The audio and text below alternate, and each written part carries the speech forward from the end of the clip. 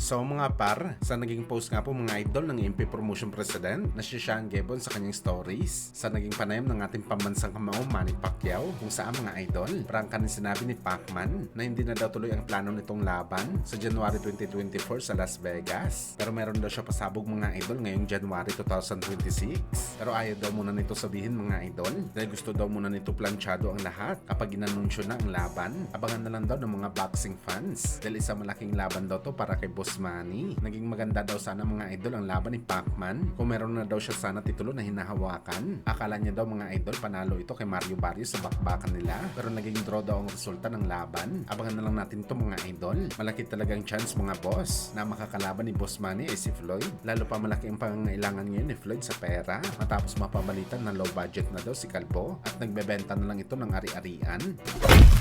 Samantala sa panayam naman po ng dating mortal na karibal ni Pacman na si Juan Manuel Marquez, prangka na sinabi nito mga idol sa kanyang panayam sa Mexico na wala daw boxing record na secure habang buhay. Talagang mabibreak daw ito mga idol. Maliban lang daw sa 8th division champion na tinala ni Pacman. Malaki kasing tiwala ni Marquez mga idol na habang lumilipas daw ang panahon, maraming magagaling na fighter ang lilitaw sa boxing sports. At ang kompetisyon daw ngayon mga idol hindi kagaya ng dati. Nabugbugan talaga ang mga fighter. Ngayon hindi na mga idol. Kaya mabilis na lang talaga makakuha ng achievement sa boxing sports. Parang normal na lang daw ang undisputed champion sa ngayong panahon. Ang 8th division champion lang daw ni Pacman ang matitira na hindi mabibreak sa bakbakan. Imposible na daw ito makuha sa ngayong generation dahil ang mga fighter daw ngayon mga idol, mas priority na lang na maging undisputed champion kaysa umakyat ng division. Mas madali lang daw kasi maging undisputed kaysa umakyat ka ng timbang na marami at lumaban sa mga halimaw na fighter at talagang mag-a-adjust ka daw ng bigat sa timbang mo. Kaya para kay Marquez mga idol, unbreakable daw talaga ang record ni Pacman sa boxing sports.